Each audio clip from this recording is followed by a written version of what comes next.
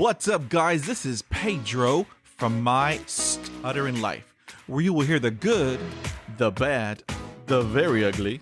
We're gonna laugh, we're gonna cry, but through it all, just know that you are not alone. So, let's get started. This is episode number 83, and my special guest is Ari Lev Waldman. Ari was born in Peekskill, New York, and is a 43-year-old Jewish male who stutters. He has been married since June of 2012, but has no children. He lives in Brooklyn, New York, and as a profession, he is an associate real estate broker specializing in office leasing in Manhattan for Lee and Associates. I am honored to have him as a guest with me on the My Stuttering Life podcast. Welcome, Ari Lev Waldman. Thank you, Pedro Pena, for having me on your podcast. It's a real honor. Thank you, sir. This is a huge honor. So we have a lot of topics to go over. So let's get started. Okay. Do you remember when you first began to stutter? Yes. There was a girl who was my next door neighbor who I used to play with. I was either 6 or 7. I used to go over to her house. And one day she said to me, "Why are you making me stutter?" And I turned to her, "Dolly, I'm not making you stutter. You're making me stutter." That was my first recollection. Oh, wow. Now, are there many family members who stutter? Yes. My father used to stutter as a child. So I take it he grew out of it? Yes. He used to sing. And that's from using his voice. He claims he was able to outgrow it. See, and that is just, it is interesting because my mom did the same thing in her teen years. She just told herself that she just had it. You know, she's done with her stuttering. It caused her a lot of frustration. And I believe it was 14. She just told herself that she was done. And she was done. It was, I mean, lots of people in research who study stuttering, they say that it's genetics and all this other type of research. But when my mom had her stutter, I guess it was the power of her mind, and she just told herself that was it, and she was done. So it's just fascinating. Yes. So school-wise, had you ever had speech therapy? And if you did, was it helpful? Yes, I had a speech therapist in just about every grade. I had this speech therapist that I remember going to her house, and she used to treat me in school too. And she's told me, "This is a stutter-free room." And I remember using a stopwatch with her. That's all I remember with her. That was it. When I got a little older, I was treated by the head of the Brooklyn College Speech Clinic, and she had me do Frochel's chewing, the bounce technique, and airflow. When I got a little older, I was learning about gentle onset.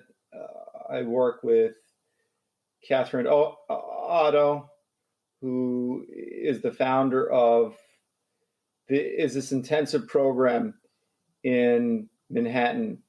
I forgot the name of it. It's on 20th Street. It's now run by Heather Grossman.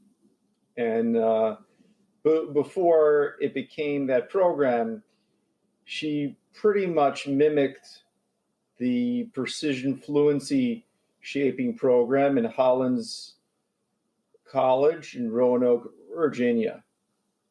And then shortly after that, I started working with another Hollins person. I did more fluency shaping. Out of those approaches, I started, especially out of that intensive program with Catherine Otto, when I finished the program, I started blocking silently.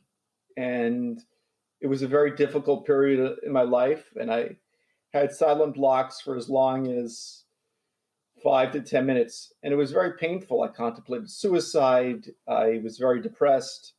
And I actually cried on a number of occasions.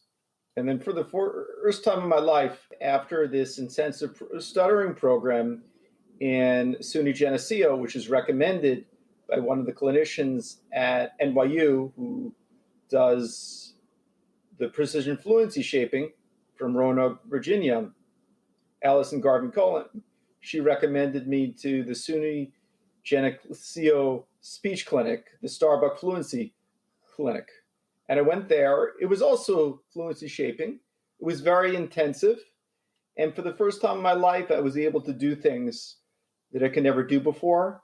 And everybody unanimously connected me with Phil Schneider, who's a world-renowned stuttering expert. And he advocated for me not to be 100% fluent. And it was a good program. However, when I got back, I walked into Phil's office and he said that, Ari, you don't need me. You're doing fine.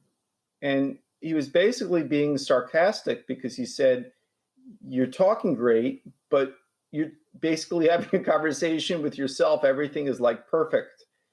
And it's very robotic-like. But communication is not supposed to be that way. So he said, us communicators, us humans, we need to do as little as possible to communicate. Communication, even though we stutter, is supposed to be effortless. And if you're going to have to put in so much work into communicating, you might as well not even speak. So he taught me a couple of basic things. When you're talking loud, use a lot of pausing. When you're talking soft, you can talk as fast as you want. You really want to try to get that in-between voice. He's a world-renowned stuttering and voice expert, and he uses a lot of the principles he uses for some of his voice patients with some of his stuttering patients. Fast forward, I'm really doing all-encompassing of what I found beneficial for my therapy. There's some more, but this is all-encompassing. But this is really goes through the school years. Everything else is afterwards. So this really answers your question. Yes, sir, it does.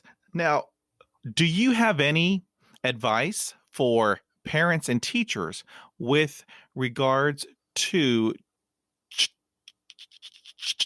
children who stutter? That if they have a concern, to act on it. And if, according to the speech therapist, and they believe it goes longer than usual, to try to stay away from fluency shaping approaches and work on embracing the stuttering. There's a lot of great programs. I'm talking about into the teenage years. A lot of great programs out there and a lot of great people, SSMP and Nate Maxfield and USF. And there's also avoidance reduction therapy, which is Vivian Siskin. That's the work of Joseph Sheehan.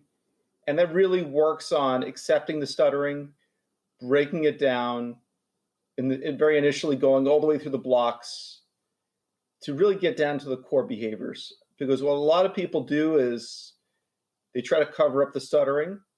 And what you see as a person who stutters, you don't see the stuttering.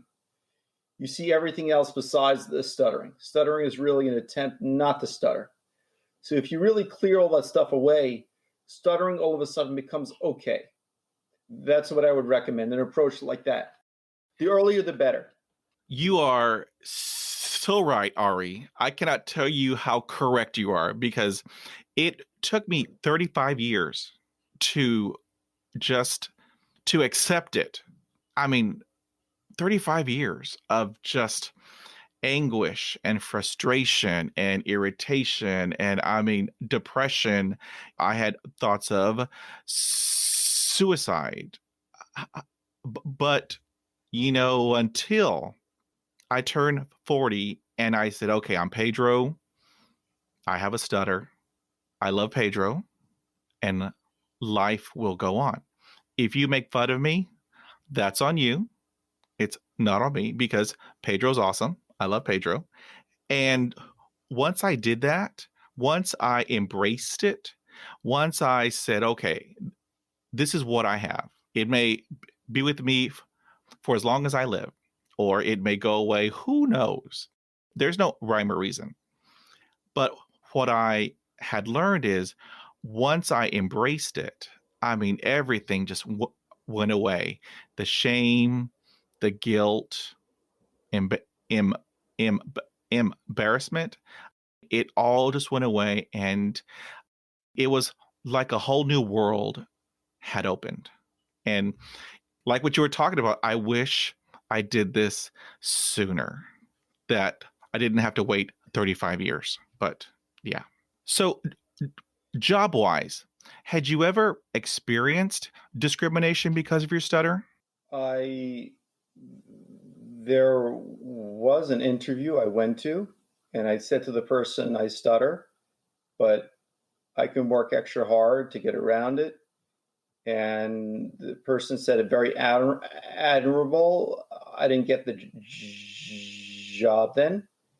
Um, there have been other jobs where I haven't been able to answer the phone or to greet people. Um, in terms of when I was on a job, I don't think I was ever fired because of my stuttering. I know that I tried out graduate school for speech and I didn't make it through. I was not successful in the practical work and the coursework.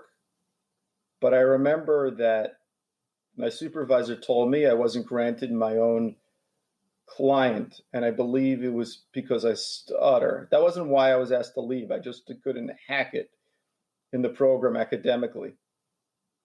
And they unanimously decided that it was time for me to go. So I didn't have a claim that wise, but I I do feel that I wasn't given a client because of my stuttering. Speaking of job interviews, how did you handle those? Because, for everyone else, job interviews are, I mean, they're stressful. But if you are a person who stutters, it's just, I mean, it's like times 1000% more stressful. How did you handle job interviews? Some of the interviews were more stressful depending on how comfortable I was with my stuttering. Other job interviews were very easy because I was embracing it or I was in more control of my fluency, depending on where I was at. I would remember that I went to this interview at JDF Realty and I was like freaking out, and they started to notice my stuttering, and I was trying to cover it up with fluency techniques. And this was in 2011, January 2011. Actually, 2012. That's when I was there. The job before, they pretty much knew I stutter. The job after JDF Realty was also real estate. They knew I stutter, but I didn't stutter at the interview. I stuttered later on. Um, it was really recently that I started again to really open up about my stuttering. I haven't been talking about it a lot. Over COVID, I started talking about it more and more to the people in my company. I'm very open now. I talked to the owners of my company about it. One of the owners told me, "Did you see the Democratic convention where Hayden is his last name? No, it's not. It's not Christensen. Braden Harrington. Yes, he was the one who spoke at the Democratic convention. He asked me, "Did you see Braden Harrington speak?" And I said, "I didn't see it." And I found it online and I watched it. And it's because I brought it up that people feel comfortable to speak about it. And they feel more at ease now. I think it's on me. That was a great speech that he made. I mean, it was it was so powerful. I mean, to just watch him up there, you could feel the energy just to hear him speak, it was amazing. It was powerful. It was just, yeah. Woo. Okay, let's talk about everyday life situations. How do you handle the telephone? Before COVID, I would avoid the phone as much as possible. I wouldn't use it as much at work. I would try to only use email. And I started working with Schneider Speech again. And I more and more they were pushing me to use the phone, Zoom. To me, that was all the same. And I wouldn't introduce myself as much. I wouldn't talk up as much as the Judaic classes. I wouldn't talk at all during any meetings at work. And that all started to change once they started to push me at the Schneider Speech. And I also actually learned meditative breathing with Daniel Francis, Overcoming Stuttering, on the Facebook. And I started doing affirmations, which I learned from Schneider Speech. And I started to really go back to what I learned in 2001 when I went through the SSMP, which is really teach myself how to stutter again and how to advertise, but mainly how to stutter, because they were really encouraging me at Schneider Speech to let my stuttering out. But really, what does that mean? And I learned what that meant again through tallying, through freezing, and through going all the way through my blocks. See, and we have similar experiences, Ari, because the telephone, it was my nemesis. I would do anything to not touch that phone. I would ask people to make phone calls for me. I would have other people take phone calls for me. The telephone, it gave me heart palpitations. One time I had to answer the telephone. It was at one of my jobs, and I repeated every letter. I had blocks, and the person on the other phone told me to hang up when I learned how to speak. And then he hung up. And that had a huge impact on me. That's when I stopped using the telephone. I stopped for years and years and years until one day I told myself that I'm going to have to use it. It's inevitable. And so I bought one off of eBay. And so I would practice every day. I have a background in acting, prose, poetry, one act plays. So I would practice every day dialing the phone and having a conversation. And then I would practice receiving the phone calls. So I would just make up these, elaborate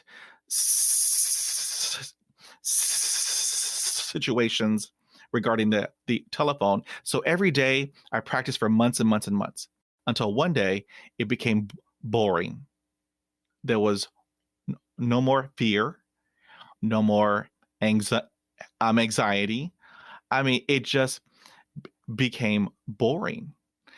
So when they came down to a real world application, when the phone rang, I just picked it up. I answered it, blah, blah, and that was it. Because I had desensitized myself practicing every day for months and months and months and months. And now that we're in COVID and then everything has moved to Zoom and Skype, that forced a lot of people who stutter to step out of their comfort zone. Because, I had great difficulty on Zooms and Skype calls. I could not say my name. I could not do an introduction. So I would have them do it for me until I told myself, I can do this. I just have to do it. And so during these COVID times, the new normal with Zoom and Skype, it has pushed us a lot out of our comfort zones. So yes, I agree with you on that one. How do you handle r- r- restaurants pre-COVID? Did you have difficulty ordering at a restaurant? Sometimes. Um, I know that sometimes in the beginning of COVID, I wouldn't order as much over the phone. I would do it in person. But I don't remember avoiding a particular dish because I stutter. Sometimes I would just block, but it's been a while since other people ordered for me. Thankfully, n- nowadays many restaurants have the photos of the food items, so I would just point, yeah, I'll take that, and then I'll take Yeah, that. But as we have to realize, okay, I need to order. I yeah. mean, you just have to do it, and so I breathe. I make eye contact with the waiter, and then if I stutter, life will go on. So yeah, that was difficult at first, but now it's like, oh well, I'll do it anyway, so it's all good.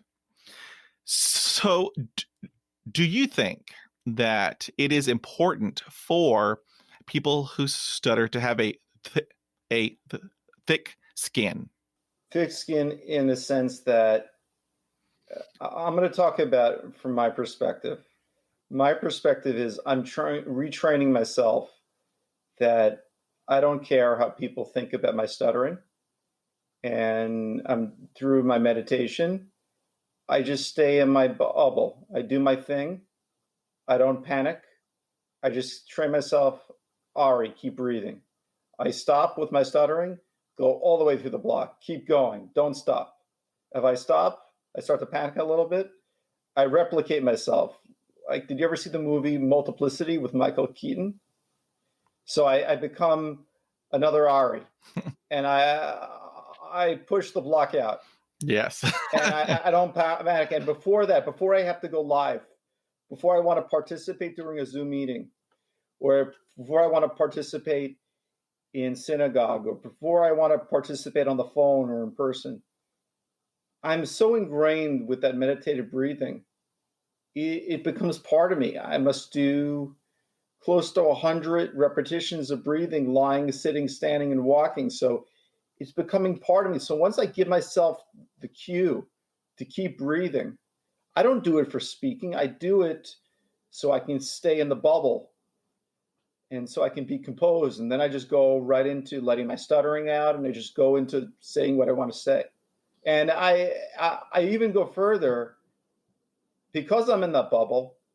I tune out what other people think. Even if it penetrates, I'll say, this person, like for example, I'm Jewish and we just finished up the holiday of Yom Kippur. So I said to this woman, Gemar Chatima Tova, that you should have a completion of God's inscription, and it should be good because Yom Kippur is the day of judgment, and the book, your decree for the entire year, is sealed in the eve of Yom Kippur, when Yom Kippur is over. That's a decree. So we have a saying, have a good completion of God's inscription. So in Hebrew, it's Gemar Chatima Tova. So I said this to her, and I was letting my stuttering out like this. Gemar Chatima Tova. So you have to picture this. I was wearing a face mask, so it was a little muffled, plus my stuttering, because I go through all the way through the block now. It's not as intense as it was before. So it has a really rough push sound to it. So she was a little startled, maybe uncomfortable, maybe it was a combination. I don't know. But as I told Phil Schneider the other day, I gave it my shot. I got it out. It's time to move on. Whatever she's experiencing, it's not my issue anymore. Right. For me, prior to turning 40, let me tell you, Ari, I cared what other people thought of me. If I mean, I took it all in. I took it all in. Mhm. And for decades, I mean, it just eats you up. It just tears you down, and people teasing me and mocking me. I mean, I would just completely shut down. 40 years old, I said, I'm done. Those who mock me and tease me, like you, I would think that's on them. If I have a block, like you, I'm going to push through that block. I'm going to get the word out because what I say has value. And so prior to 40, I had a thin skin. I let everything have an impact on me. And after 35 years of that, Ari, I tell you, it's exhausting. It's draining. Post 40, woo, I'm having a good time. I mean, life has just opened up. And so now, like you, I breathe. I do my diaphragmatic breathing. I do mindful meditation every morning. I read out loud every day. And like you, I do daily affirmations. I believe in affirmations. They have completely changed my life for the better. So yes. And something which also helps me is letting the stuttering out, but not just letting it out, to let all of it out and to go all the way through the block. I was finding that I was hitting a wall sometimes. I said to myself, wait a second, I'm letting my stuttering out and I'm going into panic mode. I'm getting stuck. And then I realized there's more. There's more inside. It's stuck inside. Exactly. So I had to retrain myself Mhm. to unhook that stuttering and shove it out all the way out. And I found that there was some residual stuttering. I was stuttering in some weird places. And I realized that the stuttering has got a mind of its own. It wants to stay inside, it doesn't want to come out. So it's my job to just push it out so I can move forward. Yes, sir. Exactly. Exactly. Now, there are many secondary behaviors with stuttering. My go to, let's say I have a block. To help me get out of that block pre 40, I would either tap my head or tap my leg or tap my foot to help me rhythmically g- get the word out. Have you ever done that behavior? I've done everything, but pre-COVID, I was doing a lot of circumlocutions. And because I was working so much on getting my stuttering all the way out, the circumlocutions, not circumlocutions, revisions, where I would repeat the word again and again and again. Right. And I just don't have that anymore. It's disappeared. Also, my eye contact when I'm stuttering and going through the block because I'm training myself is getting a little better. I've been working on my secondaries through the tailing and the freezing, which I learned at the SSMP, which is right out of it's really replicates the work of Charles Van Riper, the SSMP. It's pure stuttering modification therapy. See, we are still learning during this whole process because I'm still working on having good eye contact because when I block, I close my eyes. And so during our journeys, I have learned that I need to have good eye contact because if I don't, that's when everything goes awry. One of my past guests, I believe his name was Wilson. He was talking about he learned how to have eye contact when having a block, and that taught him a great deal. And so as we go on our journeys, because we're all different in our speech journeys, but we are always learning. And so what I am finding out from all of the guests on my podcast, like you, that despite having 20 years of speech therapy, I'm still learning. because my belief is you should never stop learning.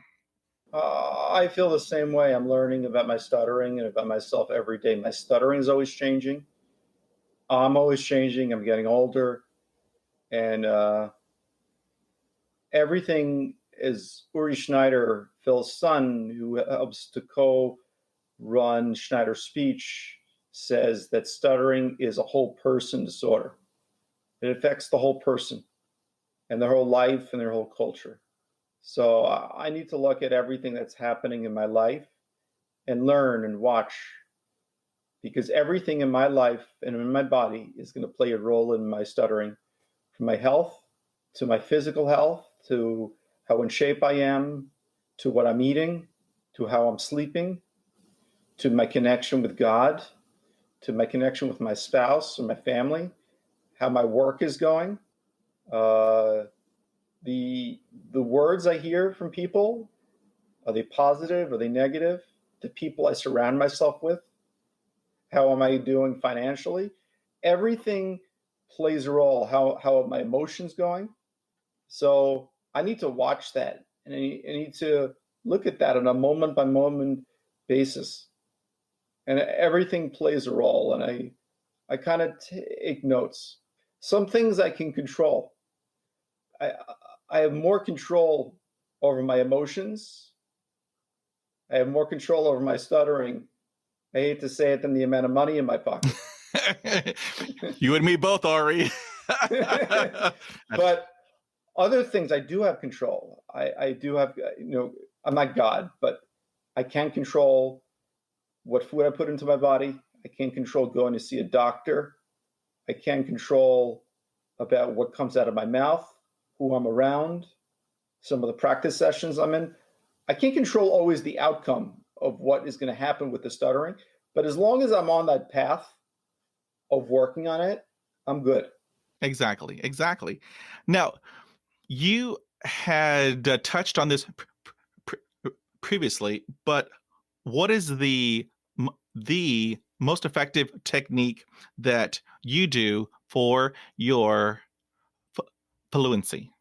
I don't even think about fluency, and I think that that's the best technique. I threw fluency. You see, in the beginning of COVID, I was working on with my voice with Phil, and I was getting a clear, crisp voice.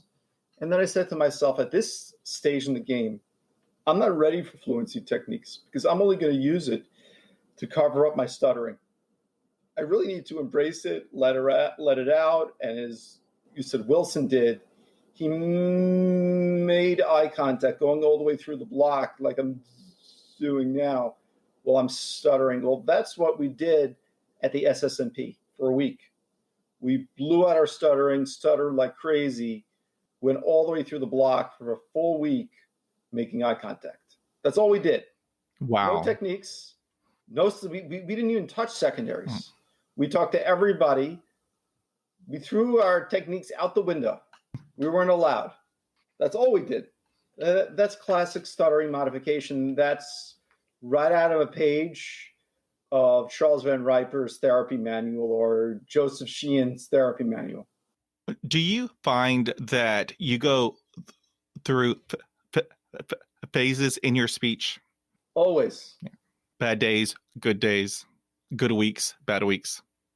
Yeah, but as I'm finding recently, as long as I'm setting goals for myself and I'm going on my journey and I stay on my journey and I make goals and I'm learning how to make more reasonable goals and better goals, doesn't matter what happens. The outcome is almost irrelevant.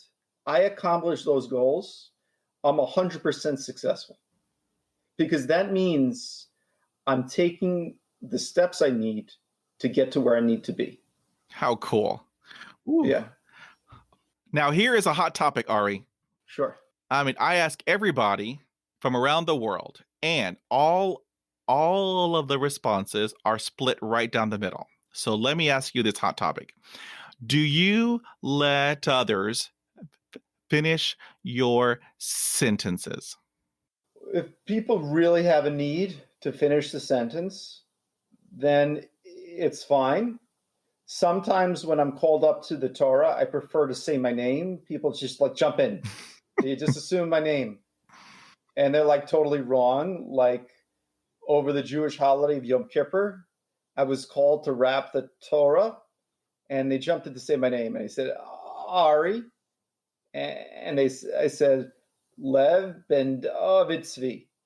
And the person couldn't hear me because, again, I had the mask on, and with my stuttering, even though it wasn't so bad, I was letting it out. It's kind of muffled with the mask on. So it makes it twice as hard. And what's tricky is in my synagogue, scarily, I'm like one of the only people who wears a mask. They think they have immunity, they have antibodies, they don't need to wear the mask. But I wear the mask, plus I've got the stuttering. Right. It makes it a little more challenging, but I say to myself, what the heck? And I said it again, and it was fine. We got through it. For me, 9 times out of 10, they would get it wrong. And that's when I would have to educate them. And what I tell people that it's always appropriate to ask, do you mind if you have a block? Do you mind me helping you? And now that I'm older, tomorrow I turn the big 50. Oh, happy birthday. Thank you, sir. Now that I'm older, I'm like, you do what you feel you have to do. Because I'm like Ari. If I have a block, I'm going to push through it. If you know what I'm trying to say, help you, help me, help you, help me, you know what? It's all good. Because at the end of the day, I'm going to tell you my thoughts. It might take me a little bit longer, but I will tell you what I'm supposed to tell you. And there are many people, when they hear me talk in public, they will approach me. They will apologize for the interruption, and they will tell me they have a coworker who stutters. Do you think that it's a good idea if I help them out? Which I find it is a good thing, because for me, it's all about education. The more you know, the better that you do. And so, do you find yourself educating people, Ari, on your stutter? I'm doing it more and more as the day. I try to bring it up a number of times a day. I was on a revenue call for young brokers, the Real Estate Board of New York. I guess every city has got a board. Our city is called Revenue. And Bill Montana, who's one of the top brokers from Evels, got on, and he said to everybody who's new here, say a little bit about yourself. And I said, hi, I'm Ari Waldman. By the way, I stutter. It takes a little longer for me to get the words out. And before COVID, I was on another call. I was in the Midtown South call, and I didn't say a word because I wasn't afraid of talking. I was afraid of stuttering. And this is about me getting out of my comfort zone. And he was very impressed because he said we all need to get out of our comfort zones. And people were talking about other situations. I am a firm believer in stepping out of your comfort zone. I want to give another example. When I was first starting to challenge myself and letting my stuttering out, my wife would like me to get her breakfast from Dunkin' Donuts. And yes, she does cook, but she's really wiped out in the morning. She needs her coffee. So I would go every day. I would go into a different place. And my goal was to blow through my stuttering, get a lot of stuttering out, make eye contact, go all the way through the block. And one day there was some people online, and this woman spoke out. She's like, would you hurry up already? I told the person, server, I'm not doing this on purpose. Yeah. I'm somebody who stutters. It takes me a little longer. He said, you're doing good. Oh, how cool. And then I turned to her. I said, I'm not doing this on purpose. I stutter. It takes me a little longer. I have just as much right to be here and to order as you. And she was like grumbling. And then when I went to get my coffee, she gave me a look. I don't know the last time you were in New York, but sometimes a lot of people are friendly and understanding. Mm-hmm. But the people who are not are really obnoxious Right. Yeah. and have no compassion. Yes. So they will lunge at you and they will start attacking. So she had this look on her face. If I came a little closer, she would start swinging. I've been to New York one time, and it was interesting. It was interesting. Okay, so here is another hot topic. Okay. And, all of the responses are split right down the middle. And so let me ask you, Ari. So when you are alone, can you speak without stuttering? Pre-COVID, I actually stuttered when I was alone. And I do stuttering when I do recordings onto LinkedIn and stuff. And there's nobody there. It's just me doing the recording. So I can stutter when I'm alone. But what I like about doing the recordings is that's really a good simulation of talking to somebody else because I can see myself. It's like I'm seeing another person. Right. It's almost like there's somebody else there with me. Exactly. So it's excellent practice. Plus, I get good feedback, auditory, visual, and I can see what my face is doing. I can see my facial grimaces if I start Yeah. doing a secondary. So Yeah. I see what my eye contact is like. I hear maybe I'm putting in a word, an extra so, an extra like. I start to chip away at that. So that's good. But yeah, I'm starting to notice that. I mean, it's not as much, but I definitely see that I stutter when I'm alone. See, and I think we're twins, Ari, because I do this. I mean, when I wake up in the morning, I will go over in my head my calendar, and so I'm talking to myself as we all do. No judging, and so. So I'm still blocking, I'm still repeating, and but half of the people that I have interviewed and spoken to, across the globe, they say when they're home, they do not stutter. And so I find that fascinating. There was a guest that I had on in that he would stutter when having a dream. So even in his dreams, he was stuttering. Sure. Yeah, me too. So, interesting. Yeah. Interesting. Now, do you find that your stutter is worse if you are stressed out or if you are exhausted or both? Probably more exhausted, but if I'm so in the zone because of my meditative breathing, my concentration is just there. And as long as I'm embracing my stuttering, I'm good. And I stay on the path. And even if I don't do the tune up exercises immediately, as long as I take care of it on a regular basis, I'm good.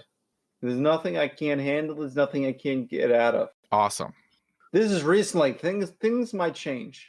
Probably will. They always Yeah. Ari, they're always changing, let me tell you. Yeah. Yeah. There's no rhyme or reason. Okay. Yeah. So let me ask you this. Has this ever happened to you? Let's say you have a doctor's appointment and you hop into the building, and so you walk into the office and there's an admin person and they greet you. Hi, good morning. What is your name? And then you have a block, Ari, but not just a regular block, Ari. This is a long block.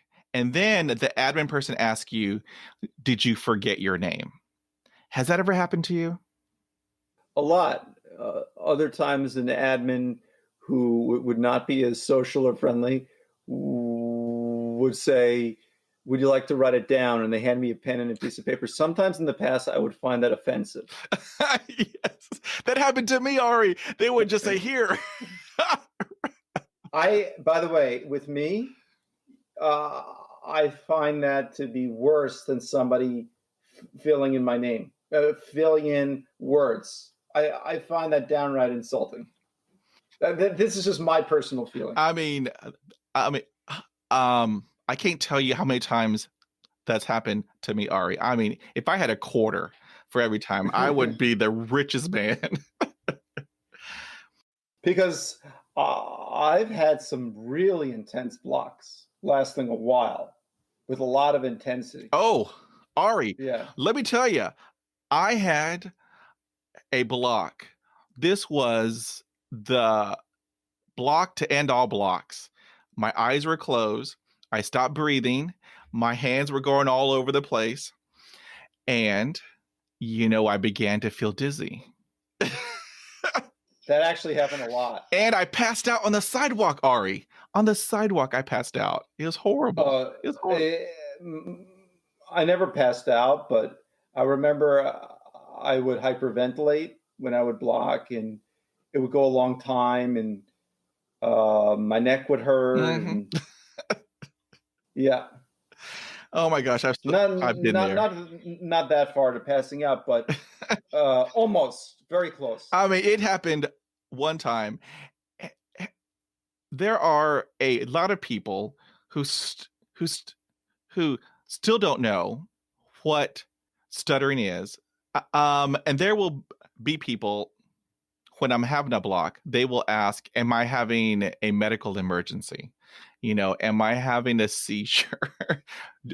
Do I need to call 911?" It's like, no, no, you don't have to call 911. I'm just having a block, ma'am. Oh, by the way, I'm going to say something that's going to amuse you. Uh When I was younger, my mother brought me to see doctors, neurologists, different people to see if there's anything that could be done. This is in the early stages when they were just starting to come out with the PET scanning. They had already had the CAT scans. This is in the late 80s. It was in the experimental stages. It wasn't out yet. They used it to study the brain with brain activity. I'm sure you've heard of it. So I went to Long Island Jewish Center, and the doctor was examining me, heard me block, and she's like, I never seen anything like this before. And my mother started to freak out. And she was starting to panic. She turned to the doctor, to another doctor, and the doctor said, "Don't worry, we've seen it before." Because my mother was really starting. I think she was more freaked out than me.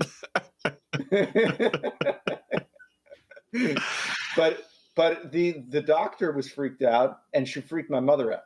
Right. Yeah. Well, let me do you one better, Ari, because I'm very competitive. It's me, Ari. It's not you. It's me. When I was in my 20s, I had a little data entry job.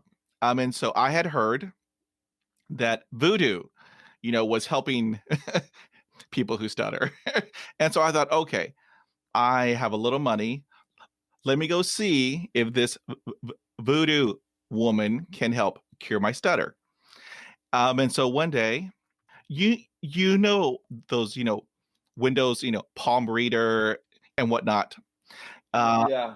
I walked in and I told the person that I have a stutter. I don't wish to stutter no more. And so she said, "Oh, come right me, come on in." And so we went into this back room, and then she had the claw of a rooster that had a feather. Really? Okay. And then she held it over my head. And then she told me to turn around a couple of times. And so, here I am in my 20s. I'm thinking, I'll try anything. And so I turn around a couple of times. Then she tells me to stop. Then she goes into this other room, brings out an egg and then a glass of water. And she tells me, if I crack this egg in this glass of water, if the yolk holds, you are cured. I said, wow. I said, fantastic. But I had to pay her. That was the time I had to pay her. I said, okay, so here I am, 20s, I paid her. And so then she has this egg and she cracks it into the glass of water. And the yolk does not break. I said, in my head, I'm cured. I'm cured. And then she told me, you're cured. The yolk is intact. And therefore, from here on out, you will have great speech. And so she took the money, she put it in her pocket. I walked out. I said, wow. In my head, I'm cured. I am cured. And then I go to order food, Ari. Yeah, so I wasn't cured. So, I thought, well, it's a life lesson, and I will never do that again. So those were the days, Ari. All right. So here is another hot topic. Dating. It's hard for everybody. But if you stutter, it's a little bit more difficult. How did you handle dating with having a stutter? I didn't start dating until maybe I was 20. And I remember this girl I dated, the first girl I dated, she was pleading with me not to stutter in front of her mother. Oh, wow. And another girl, too. Very interesting. And this other girl also, she didn't want me to stutter so much. I mean, I explained that there's nothing I could do about it. It's just what I do. Right. Ooh. Later on, after you got married, how did that work out with having a stutter? It worked out okay. It's neutral. It wasn't a big deal. My wife didn't plead with me not to stutter to her parents. Cool. All right. So, what do you think about all this new technology? You have Google Home, you have Alexa, and then you have the one that starts with an S with Apple that I always have a hard time with. Do you think that all this new technology, is it helpful or hurtful for people who stutter? You mean these recording devices where you talk into your phone and maybe it'll look things up for you? Yes, sir. I've never used it before, but I guess maybe I'll start to use it. I'm still very, even though I'm only 43, I'm not from the new age of these tech savvy people. So I still like to type stuff in, even though Me too. I've gotten trained. I've gotten trained in Dragon Naturally Speaking, and I work with disabled students. I've trained people, and I've used Kurzweil for visually impaired and learning disabled people. In the early 2000s, I worked at the Assistive Technology Center at Queens College, the University of New York.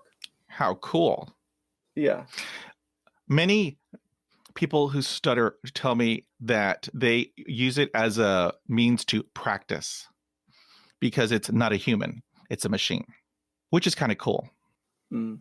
I actually started practicing actually recently on YouTube, on Facebook, on LinkedIn, on Instagram, and it's very helpful. Cool. But that is not a machine. That is Right. I'm practicing live. Mm-hmm. But it's like I'm practicing with myself. Right. Exactly. And other people get to see. Exactly. And sometimes I practice with another person. I have these practice groups. Oh, how cool. Yeah.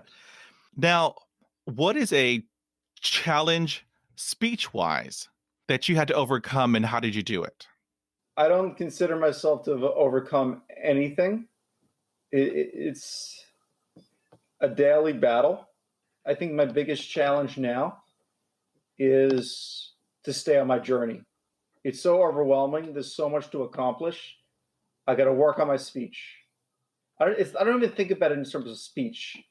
I think about it in terms of embracing stuttering, practicing different things from secondaries to eye contact to loudness to engagement to incorporating my spiritual life into my stuttering life. I practice on YouTube the Psalms and the portion of the week, and I practice praying because I want to be able to lead the prayers. I practice all that on YouTube now. And I practice on Facebook my stuttering journey. I talk about things which are going on in my life. I have certain goals. Then there's table topics from stuttering to confidence. Then there's Mind Over Matter challenge in Stand Up to Stammering, which is a British group on Facebook. It's led by Michael Wright. And I do different things. I got a practice group. I work with my speech therapist. So as long as I'm on course, I have things I could work on, and there's some other challenges. I'm okay. And even if I mess up a little bit, it's fine, because if I don't do it, it'll be easy because the challenge is not there. But if I go out and I do things which are tough and I get through it, even if there's a little hiccup and I get through it, I'm successful. That's all that matters, getting through it. Right. I don't need to be a rock star doing it. I just need to do it and get through it. How cool. What has stuttering taught you? It taught me that God put me down on this earth to accomplish a mission, and God wanted me to accomplish that mission even with my stuttering. And he didn't give me any exemptions. or not too many. Now, what advice would you give to another person who stutters? Everybody's different, but the advice I would give to them is do whatever you want to do. Don't let stuttering hold you back. And it doesn't matter how badly you stutter. You're entitled to do anything you want to do and say anything you want to say. You have just as much rights as anybody else. How cool. That's awesome. So if you had the opportunity to give insight about stuttering to the world, what message would you convey? The message I have to convey is that fluency is overrated. I hear a lot of speech therapists and people who stutter saying they want to get more fluent. I think that, for me, that would be a mistake. Other people, it may work. And I actually think other people are making a mistake too. I think also people want to get rid of their stuttering. And I find when I try to get rid of my stuttering, and I hear this from other people who stutter, they actually stutter more and they don't have as much fluency because they're so nervous. And all of a sudden, they're so good with the techniques. But they're covering up their stuttering. It's going to catch up with them and they're going to get caught. And it's going to become like a snowball. And they're going to get so stuck. And they're going to remember that point of panic. And they're going to have tension. And the tension doesn't go away. It builds. It's very hard to get the tension to dissipate. And it gets stored. Yes, you are 100% correct, Ari. I can see myself in what you were talking about. That was the old Pedro. So yes. Yeah. But I have to tell you, a lot of world-class stuttering experts say, I want to get you to stutter less. Stuttering is not good. It's bad. Yeah. We have to get more fluency. Exactly. And I think it's the reverse. I think for you to get better, especially for people with, I'm talking about developmental stuttering. Right. Not somebody who got into a car accident, not somebody who developed it later in life or from a stroke. Developmental stuttering started maybe anywhere between 3 and maybe 7 or 8. And it progressed and it's going into adulthood.